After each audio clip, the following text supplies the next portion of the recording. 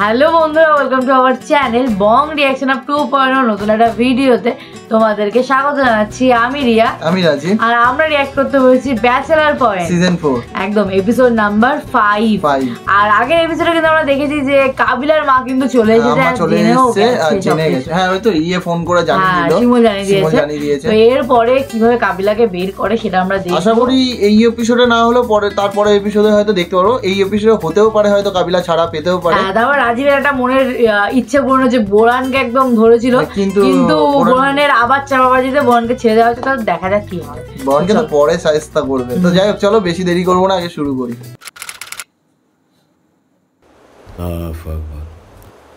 এটা বোরান আসসালামু আলাইকুম রাহমাতুল্লাহ।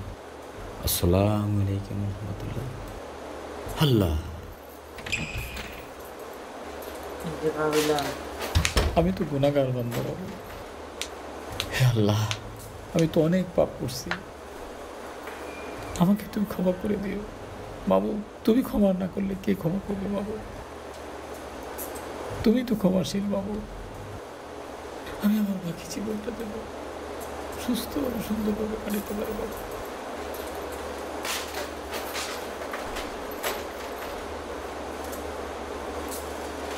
কই তুই নিচে নাম, বেটা নিচে দাঁড়ানো আছে, তাড়াতাড়ি নাম। না উপায় দেওয়ার না, নিচে নাম, তুই একটা সিগারেট খেয়ে যাবো, তাড়াতাড়ি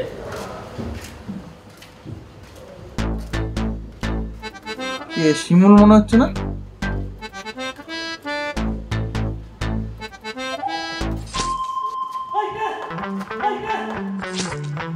হ্যাঁ, শিমুলের কাজ।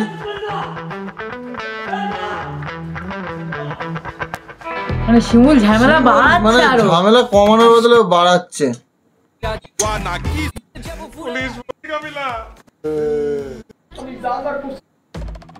ভাই, আপনার ভাগ্যটা যে কি ভালো ভাই, আমরা লোক জেলের ভিতরে দেওয়া হয়েছে। যদি জেলের বাইরে দেওয়া হইতো, আমরা তাই নগদে মার্ডার করিয়ে লাইতাম। আমরা মার্ডার করে তারপর যেদিন জেলে ঢুকতাম, আজ জীবনে কোনো আফসোস ছিল না। আপনার কত বড় সাহস, কত বড় ঘটনা আপনি ঘটাইছেন। আপনার আমাকে হাবু ভাই হসপিটালে গেছে, বেটা বিদেশ যাইবে, এত কষ্ট করে টেয়া হয়সা জমাইছে, বেগুনটে আপনি মারিয়ে দিচ্ছেন। আমার সেমিস্টার ফিয়ের টেয়া এই দড়ি যে আমরা পিছাইছি, আমরা অন্দরটা কাভার করতে পারি না। আর সেই মানুষ আপনি আর পাশে খাড়ে আসমানের দিকে তাকিয়ে রয়েছেন।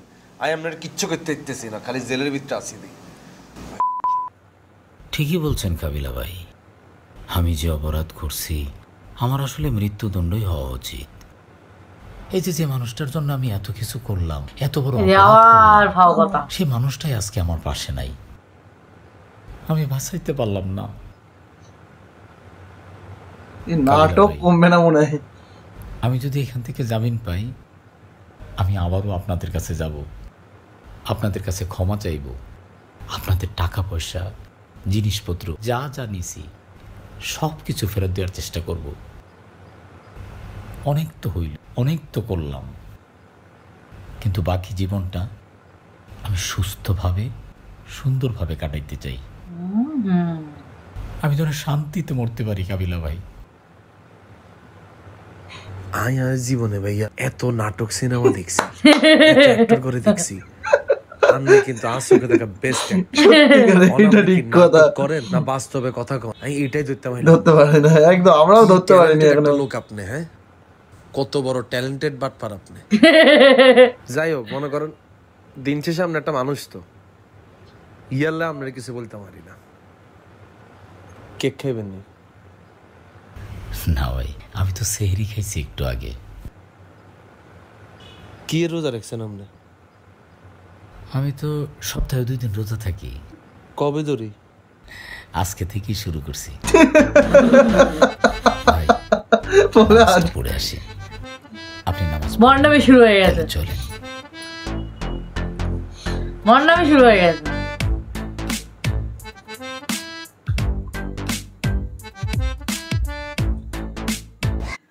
আমি মামলাটা তুলে নিচ্ছি। আমি চাই না আমার ছেলে পড়াশোনা বাদ দিয়ে মারামারি ঝুট ঝামেলার মধ্যে থাকুক। আমি জানি না এই ঘটনার সাথে তোমরা জড়িত কিনা। আমার ছেলেকে কারা জানি পোস্ট মারছে। কি বলেন না বলেন না, কারা পোস্ট মারছে তোর জোরে? সেটা তো জানি না বাবা, অনেকে বলছে যে ছিনতাইকারী। আবার কেউ কেউ বলছে যে তোমরা করছো। না না, আপনি কি বলতেছেন না বলতেছেন আঙ্কেল? আমরা তুলতে কেন পোস্ট মারতে যাব? আমরা তো কাবিলার নিয়ে এমনি ঝামেলার মধ্যে আছি। তোমরা জড়িত থাকো বা না থাকো, মামলাটা আমি তুলে নিচ্ছি। তোমরা কাবিলাকে ছাড়ানোর ব্যবস্থা করো। বাবা, আমার ছেলেটার উপর রাগ রাখো না, ও ভীষণ অসুস্থ, ও বাথরুমে পর্যন্ত যাইতে পারে না। কে তুই তো বাথরুম করতে পারতেছ না কেন আঙ্কেল? পাশার মধ্যে বসতেছি। মা যে এবার ধরেছে আসল। দোয়া করো বাবা। এবার শিমুলের খবর আছে, শিমুলের খবর আছে। আর কাবিলা যদি এটা জানতে পারে। এই, তুই এদিকে আয়, পাশা ভাই একটু এদিকে আয় তো। বুঝে গেছে, শুভ বুঝে গেছে, এমন বুঝে গেছে। কি বুঝলি? ছোট ভাই ব্রাদারকে কইছিলাম, মনে হয় তো বিন্দাই দিছে। হাই রে ভাইয়া, নগদ ক্রেডিটটা লইলেন। আপনি ভাই ব্রাদার কোনদিন খুঁট দেখছে? এত সঠিক মাপ কারো আছে? এ শোন, তুই আব্বা যখন বলছে যে পাশার মধ্যে পোস্টটা মারছে, তখনই আমি বুঝতে পারছি তুই পোস্টটা মারছো। এই তুই এই কাজ করতে গেলি কেন? কাবিলারে ছাড়াবো, মোরা ঠিকঠাক মতো ছাড়াবো, মামলা উঠানোর ব্যবস্থা করবো, ঠিকঠাক মতো করবো। তুই আরেক পোলারে এইভাবে মাইরে হাফ মার্ডার করে তারপর কাবিলারে ছাড়ানোর ব্যবস্থা করতে তোরে কে বলছে? হাই রে ভাইয়া, কাজ হয়ে গেছে না? মামলা তো তুলে লইছে, দেখেন না? মামলা উঠাইতে হইবে দেখে তুই আরেকটা পোলার এইভাবে পোস্ট দিয়ে দিবি? পোলা এখন বাথরুম করতে পারতেছে না, পোলা এখন শুয়ে থাকতে পারতেছে না, পোলার বাপে কানতে আছে, এটা তুই ঠিক করছো? আরে ভাই ছোটই কে পোস্ট দিছি, জিগাই দেখেন 6টার বেশি ছিলে লাগে না। তোর থাপ্পড় লাগে আমি মাপ আছে, মাপে মাপে। যদি কারো কোনো কিছু হইছে আর তুই যদি এরকম কোনো কিছু করছো, তোরে বললে রাখলাম আমি নিজে বাদী হয়ে তোর বিরুদ্ধে মামলা করবো। আরে ভাইয়া, কাবিলা বাড়ি ছাড়াই দইব না। যাই হোক, ঘটনাটা আমি ঘটাইতে চাইছিলাম, হয় ঘটাই দিছে একই। এই আপনার সাপোজ ঠিক আছে, চুপ থাকেন। এই পোলা তো তাও একটা পোলারে ভুলে একটা পোস্ট মাইরে আসতে সাহস দেখাইছে, আর আপনি কাবিলা ধরা খাওয়ানোর পর থেকে ছিলেন। তাও তো শিমুলাটা কিছু করেছে। হ্যাঁ, ওটা কাবিলা বাইরে হলে ওটা স্বপ্নে।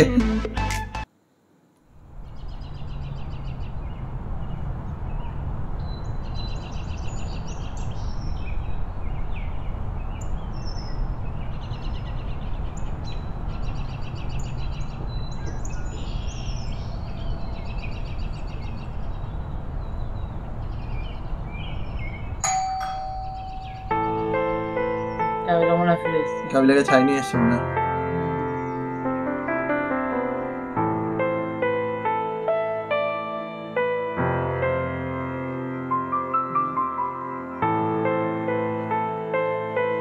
টাকা পয়সা এমনি কিছু লাগেনি, কেস তো তুলেই নিয়েছে।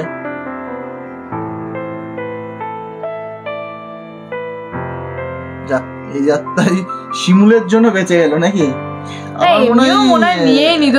ওই শুভকে মনে হয় ডাকতে এসেছিল ওর ফ্ল্যাটে নিজে, শিমুল যখন পোস্টটা মারলো মনে হয়। শুভকে ডাকতেছিল না কাকে ডাকতেছিল জানি না, মনে হলো শুভকেই ডাকছিল ফোন করে।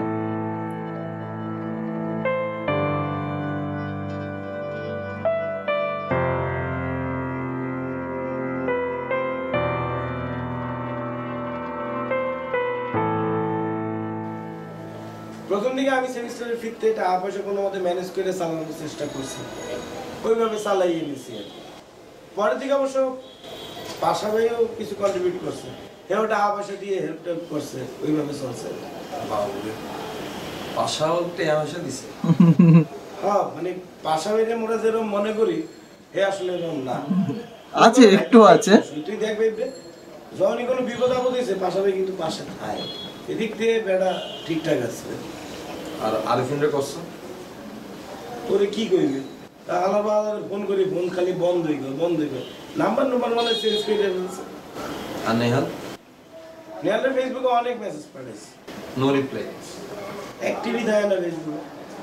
সিনচিরে সব বন্ধু বান্ধব সিনিয়র আছে, আর কোনো বিমানের লগে থাকতাম না। হন আল্লাহ পাক বিপদ দিছে, আল্লাহ পাককে উদ্ধার করবে, কিন্তু ফাঁকে দি এই শত্রুই গণ্যে সিনিয়র আছে। মুই অত কিছু বুঝি না, তুই জেলের ভিতরে গেছিস, মোর দ্বারে কেউ আসছিল না, আশেপাশে কেউ আসছিল না যে মুই হেল্প নিব, কি করবো না করবো কিছুই বুঝতে আসছিলাম না। মনে হইতেছিল মুই জেলের বাইরে থেকেও জেলের ভিতরে আছি।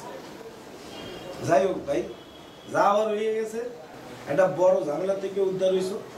আর মোর দ্বারা মনে হয় যে মোরা আর এইসব ঝামেলার মধ্যে জড়াবই না। মোগল লোকে যদি কেউ গায়ে পড়লে ঝগড়াঝাটিও করে, কোনো ঝামেলা করতেও চায়, মোরা ধর যে হাত জোর করে তাস কেটে গিয়ে চলে আসবে, এসব ঝামেলা যাবো, পড়ালেখা করবো, ঠিকঠাক মতো থাকবো, এগুলো দূরে থাকবো। শিমুলের কথাটা বলিনি মনে হয়, মনে হয় যে মোগের একটা রিফ্রেশমেন্ট দরকার। কাম করিস কক্সবাজার তখন নোয়াখালীর থেকে নোয়াখালী না না দূর নোয়াখালী আমি যেতাম আমার তো নোয়াখালীর দিকে টান শুধু আয়না উল্টা সেমিস্টার ফাইনালে কত খেয়ে আমার কিছু আমার যেতাম না আমরা যাবো তাহলে বেলা এক কাম কর চল মগর বরিশাল থেকে ঘুরে চল না রে বন্ধু আমার আসলে মাইন্ডটা সেট আপ করতে অনেক টাইম লাগে বুঝছস আমার ভালো লাগতেছে না মনে করেন যাইতে ইচ্ছে করতেছে এই আম্মাই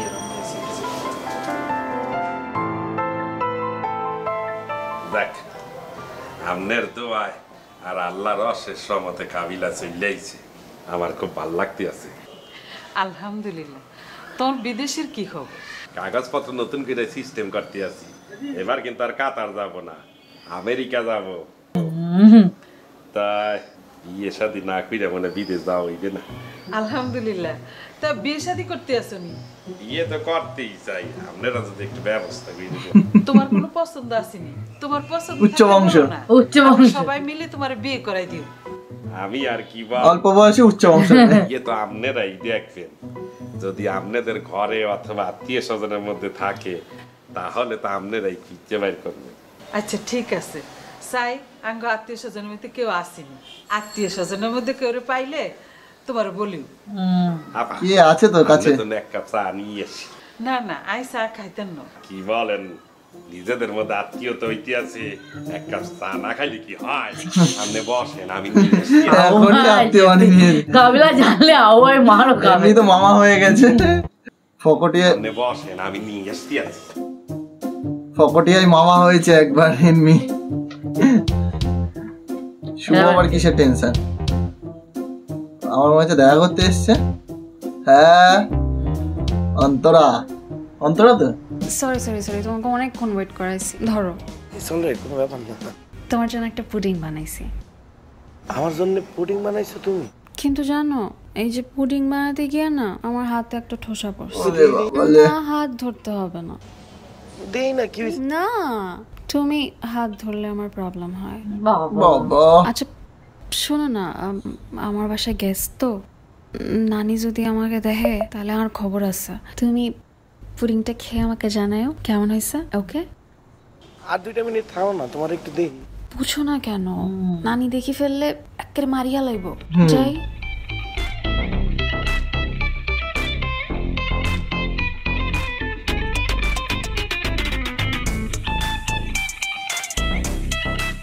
হ্যাপি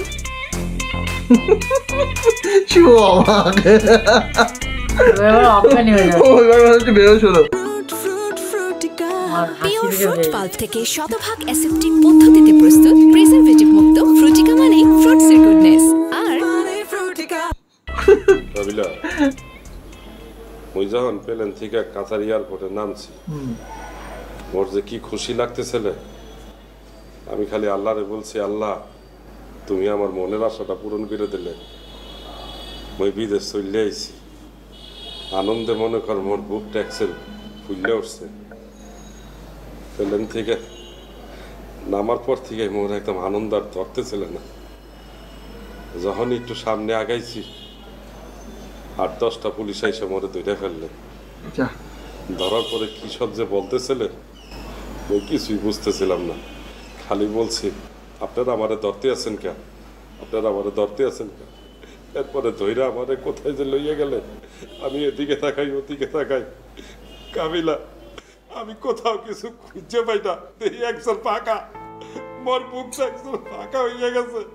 কাবিলা নাই, শুভ নাই। আবহাওয়ার সঙ্গে খুব খারাপ হয়েছে। একবার টাকা চোট হয়ে গেল, টাকাটা ফেরালো, আবার গেল, আবার ফিরে এলো। কি করবো, কি বলবো, কিছুই বুঝতে পারতেছিলাম না। কি যে কষ্ট লাগছে তোরে বুঝাইতে পারবো না কাবিলা।